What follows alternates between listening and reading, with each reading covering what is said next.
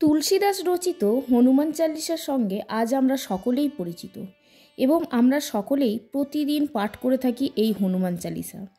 কিন্তু আপনি জানেন কি এই রচনার পেছনে গোপন ইতিহাসটা কি? কেন এবং কোন পরিস্থিতিতে তুলসীদাসজি এই হনুমান চালিসা রচনা করেছিলেন? আজ আমরা হনুমান চালিসা ও তার রচয়িতার পরিচিতি, উদ্দেশ্য ও এর পেছনের ইতিহাস সম্পর্কে বিশদভাবে আলোচনা করব, যা ইতিহাসের পাতায় কোথাও না কোথাও হারিয়ে গিয়েছে। নমস্কার বন্ধুরা, জিয়া সিংহ ব্লগে আপনাদের সবাইকে স্বাগত জানাই। আশা করি হনুমানজির কৃপায় আপনারা সবাই ভালো আছেন, আমিও ভালো আছি।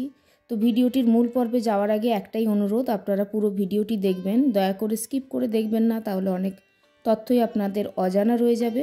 এবং যদি ভিডিওটি ভালো লাগে দয়া করে একটি লাইক করবেন এবং আমার চ্যানেলে নতুন হয়ে থাকলে চ্যানেলটি সাবস্ক্রাইব করার অনুরোধ জানাচ্ছি। তো বন্ধুরা, প্রথমেই বলবো হনুমান চালিসার পরিচিতি। তো হনুমান চালিসা রচনা করেছিলেন গোস্বামী তুলসীদাস। রচনা হয়েছিল ষোড়শ শতকে মুঘল সম্রাট আকবরের সময়কালে, সম্ভবত 1582 সালে। তবে হনুমান চালিসা রচনার সময়কাল নিয়ে পণ্ডিতদের মধ্যে যথেষ্ট মতের পার্থক্য রয়েছে। পণ্ডিতদের একটি অংশ মনে করেন যে হনুমান চালিসা অনেক পরে রচনা করা হয়েছিল, আবার একটি অংশ মনে করেন যে তুলসীদাসজির শৈশবে এটি রচিত। তবে সবথেকে বেশি সম্মত মত হলো হনুমান চালিসা তুলসীদাসজি রচনা করেন 18 শতকের 8 দশকে। হনুমান চালিসা মূলত রচিত হয় অবধি ভাষায়। অবধি হলো হিন্দি ভাষারই একটি রূপ। এটি তুলসীদাস রচিত রামচরিত মানসের একটি অংশ বিশেষ। বন্ধুরা, এরপর বলবো সংক্ষেপে তুলসীদাসজির পরিচিতি। হনুমান চালিসা রচয়িতা গোস্বামী তুলসীদাসজির জন্ম হয় প্রয়াগের কাছে চিত্রকূট জেলার রাজপুর গ্রামে। তার জন্মসাল নিয়ে পণ্ডিতদের মধ্যে যথেষ্ট মতপার্থক্য রয়েছে। অনেকগুলি সালকে বলা হয় তার জন্মসাল, যেমন 1545, 1554, 1521, আর বাল্মীকি সম্বত অনুযায়ী তার জন্ম 1554 সালে। পিতা আত্মারাম দুবে ও মাতা হুলসির ঘরে 12 মাস মাতৃগর্ভে থাকার পর জন্ম নেয় 32টি দাঁতযুক্ত 5.5 বছরের বালকের মতো আকৃতিযুক্ত এক নবজাতক। সন্তানের অমঙ্গলের কথা ভেবে মা হুলসি তার পিতার বাড়ির এক দাসী চুনিয়ার কাছে ছেলেকে গচ্ছিত রাখেন। কিছুদিন পরে চুনিয়াও মারা যায় ও এই বালকটি অনাথ হয়ে যায়। এরপরে অনাথ বালক খুব দুঃখ কষ্টের মধ্যে ভিক্ষে করে দিন কাটায়। এরপরে অনন্তনন্দজির শিষ্য শ্রী নরহরি আনন্দজি এই বালককে খুঁজে পান এবং অযোধ্যা নিয়ে আসেন এবং নাম রাখেন রামবোলা। সেই অযোধ্যাতেই তিনি রাম মন্ত্রে দীক্ষা নেন এবং বিদ্যা অধ্যয়ন করেন। সেখান থেকে কাশী চলে যান এবং দীর্ঘ 15 বছর বেদাঙ্গ অধ্যয়ন করেন। তারপর আবার ফিরে আসেন জন্মভূমিতে। সম্ভবত 1583 সালে বিবাহ হয় রত্নাবলীর সঙ্গে।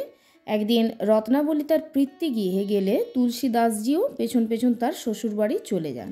সেই সময় তার স্ত্রী তাকে তীব্র ভৎসনা করে বলেন যে আমার মতো রক্তমাংসের শরীরের মোহ ছেড়ে রঘুবীরের নামে জীবনকে সঁপে দাও, জীবন তোমার মুক্ত হবে। এই কথা শোনা মাত্র তুলসীদাসজির অন্তরে সম্বিত ফিরে আসে এবং তখনই সাংসারিক জীবন ত্যাগ করে প্রয়াগে চলে আসেন এবং শ্রীরামের নামে জীবন সঁপে দেন। অযোধ্যাতে তিনি দেখা পান হনুমানজির এবং তিনি রঘুনাথের দর্শন পাওয়ার ইচ্ছা প্রকাশ করেন। তো হনুমানজি বলেন যে শ্রীরামের দর্শন পেতে গেলে চিত্রকূট যেতে হবে। তিনি সেখানে গেলেও শ্রীরামজিকে চিনতে পারেননি। পরবর্তীতে শ্রীরাম এক শিশুর বেশে এলে হনুমানজির ইশারায় তুলসীদাসজি শ্রীরামের দর্শন পান। তুলসীদাসজি দেহত্যাগ করেন 1623 সালে শ্রাবণ মাসে গঙ্গার অসিঘাটে। কথিত আছে তিনি 126 বছর জীবিত ছিলেন। রামচরিত মানস, যাকে তুলসীদাসজির এক অমর কীর্তি, যাকে তুলসীদাসী রামায়ণ বলা হয়, গোটা রামচরিত মানস তিনি শেষ করেন 2 বছর 7 মাস 26 দিনে। এছাড়া তিনি তুলসীদাসী দোহাবলী, কবিতাবলী, গীতাবলী, কৃষ্ণাবলী এবং বিনয় পত্রিকা রচনা করেন। আর বারাণসীর সংকটমোচন হনুমান মন্দিরও তারই সৃষ্টি। তো বন্ধুরা, এইবার বলবো হনুমান চালিসার রচনার ইতিহাস। তো ভারতে তখন মুঘল সম্রাট আকবরের রাজত্বকাল। ততদিনে তুলসীদাসজি এক সিদ্ধ পুরুষ হয়ে উঠেছেন। তো একবার তিনি এক গাছের নিচে বসে ধ্যান করছিলেন। তো এক মহিলা এসে তাকে প্রণাম করেন এবং তুলসীদাসজি তাকে সুখী হবার আশীর্বাদ করেন। আশীর্বাদ পেয়ে মহিলা কান্নায় ভেঙে পড়েন। তিনি মহিলাকে কান্নার কারণ জিজ্ঞেস করলে মহিলা বলেন যে তার স্বামী এইমাত্র মারা গেছেন। তুলসীদাসজি বিন্দুমাত্র বিচলিত না হয়ে রাম নাম নেবার পরামর্শ দেন। মহিলা বাড়ি গিয়ে রামনাম শুরু করেন। সঙ্গে সঙ্গে উপস্থিত সকলেই রামনাম করতে থাকেন। কিছুক্ষণ পরেই মৃত ব্যক্তি জীবিত হয়ে ওঠেন। এই রকম তিনি এর আগেও এক দৃষ্টিহীন ব্যক্তিকে দৃষ্টি ফিরিয়ে দেন। তো তার কীর্তি চারিদিকে দাবা নলের মতো ছড়িয়ে পড়ে। এই খবর সম্রাট আকবরের কান পর্যন্ত পৌঁছায়।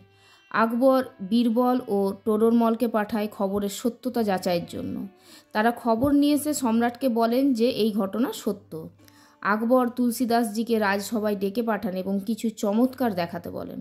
তো তুলসীদাসজি সেটা করতে অস্বীকার করে বলেন যে আমি কোনো চমৎকারী বাবা নই যে চমৎকারই দেখাবো। চমৎকার দেখানোওয়ালা তো স্বয়ং শ্রীরাম, আমি নই। এই কথা শুনে সম্রাট আকবর প্রচণ্ড ক্রোধিত হয়ে তুলসীদাসজিকে আটক করবার নির্দেশ দেন এবং সেপাইরা তাকে ফতেপুর সিক্রিতে আটক করে রাখেন। তো তুলসীদাসজি বিন্দু মাত্র বিচলিত না হয়ে শ্রী হনুমান চালিসার রচনা শুরু করেন।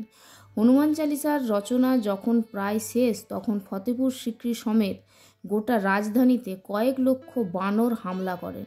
বানরের অত্যাচারে সম্রাট সহ রাজধানীর সকল নাগরিক অতিষ্ঠ হয়ে ওঠে। বিচক্ষণ সম্রাট আকবরের নিজের ভুল বুঝতে সময় লাগেনি। তো তিনি দ্রুত তুলসীদাসজিকে কয়েদ থেকে মুক্ত করেন এবং তার কাছে ক্ষমা প্রার্থনা করেন। তুলসীদাসজি মুক্ত হতেই বানরের উপদ্রব বন্ধ হয়ে যায়।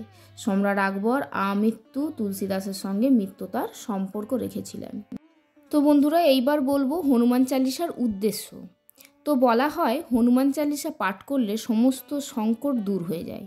এই হনুমান চালিসায় হনুমানজির ক্ষমতার গুণকীর্তন করা হয়। এরও কারণ রয়েছে। হনুমানজি ছোটবেলায় ধ্যানমগ্ন মুনি ঋষিদের খুব বিরক্ত করতেন।